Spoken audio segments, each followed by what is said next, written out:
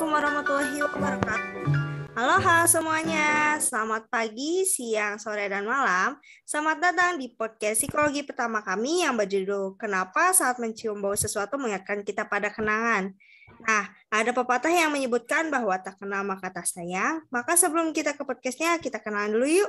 Halo, perkenalkan aku Nisrina Zata Syahirawan dan NIM 7111211223 sebagai moderator dalam podcast hari ini nih. Selain itu, kita juga punya pembicara yang cantik dan ganteng loh. Kita kenalin dulu dong. Halo semuanya, nama aku Aura Fadila Storia Putri dengan NIM 7111211224. Halo, aku Barkah Iqbal Dwi Utama dengan NIM 7111121123. Halo guys, kenalin nama aku Alfian Tasya Ranti Hadi dengan NIM 7111211214. Nah, itu dia teman-teman perkenalan dari ketiga pemateri kita hari ini. Apa kabar nih Kak Aura, Kak Barkah, dan Kak Agnan? Alhamdulillah, baik sekali. Wah, alhamdulillah banget ya. Nah, sebelumnya aku mau nanya nih kepada pembicara kita. Kalian bertiga pernah nggak sih kalau mencium bau kayak parfum itu kayak lagi di jalan nih, langsung teringat sama seseorang yang pernah ngobrol sama kita atau gak pernah punya kenangan nih bareng kita? Pernah dong. Kalau aku sih ya pasti pernah dong. Ya, aku juga pernah kok. Pasti pernah dong. Oh iya, semuanya pernah ya berarti. Nah, di podcast kali ini kita bakalan membahas tentang kenapa saat mencium bau sesuatu mengingatkan kita pada kenangan. Wah, lumayan berat ya teman-teman, karena pasti pada keinget mantan nih. Aku mau nanya lagi nih, kira-kira kenapa ya suatu aroma itu dapat membangkitkan kenangan atas pengalaman tertentu dalam diri seseorang?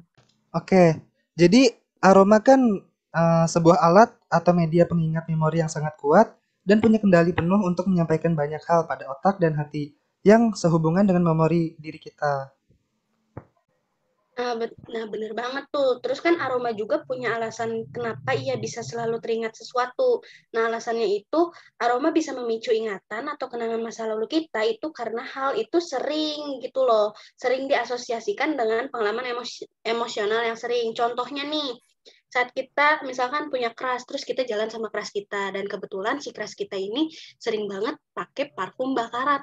Nah, satu ketika kita jalan sendiri, terus kita mencium aroma dari seseorang yang lewat, terus aromanya itu persis sama seperti crush kita pasti bakal keinget sama si crush kita. Jadi kayak yang berasa lagi ditemenin gitu loh sama crush, begitu. Oh gitu ya, jadi ini kayaknya Kak Aura nih berpengalaman ya sama crush-nya jalan bareng, bener gak sih? Jadi gitu ya teman-teman, bukan cuma mantan aja yang punya alasan buat mutusin kita, tapi aroma juga punya alasan nih kenapa dia bisa mengingat sesuatu kenangan. Nah, kira-kira nih Kak, aku mau nanya lagi, kalau ngebahas kenapa saat mencium bau sesuatu mengingatkan kita pada kenangan ini dalam sisi psikologi kognitif, itu apakah ada kaitannya nggak sih? Pasti ada dong. Jadi teman-teman semua ya, kalau kita ngebahas tentang manusia itu, ilmu psikologi selalu punya penjelasan ilmiahnya. Dan kalau kita kaitkan fenomena ini dengan psikologi kognitif, hal ini berkaitan dengan long term memory atau kalau misalnya di Indonesia itu ingatan jangka panjang. Nah, kenapa? Jadi di long term memory itu menyimpan informasi yang membekas bagi individu dalam waktu yang lama. Nah, yang menjadi fenomena di sini adalah aroma parfum akan mewakili kenangan yang tersimpan dalam memori suatu individu. Maka, tanpa sadar, otak akan melakukan proses yang namanya retrieval ketika indera penciuman menangkap suatu aroma yang berkaitan dengan memori, kayak gitu.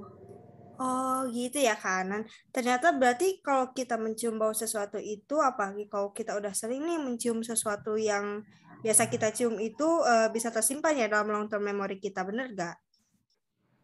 Benar juga. Jadi retrieval itu proses menemukan kembali dan mengambil kembali informasi dari long term memory untuk digunakan. Nah, meski dalam konteks ini proses menemukan kembali ingatan yang berasal dari long term memory itu tidak digunakan di kegiatan sehari-hari, tetapi hal ini memicu perasaan emosional bagi individu tersebut. Jadi kayak gitu, teman-teman. Aku juga ada yang mau nambahin dong. Iya, boleh dong kabar. Kasihlah, Ya Kak. boleh. Jadi, makasih ya. Jadi, selain otak melakukan proses yang namanya retrieval, di otak juga terbentuk yang namanya, apa ya namanya? Skema. Jadi, skema itu akan terbentuk kalau ada suatu peristiwa yang membekas bagi kita.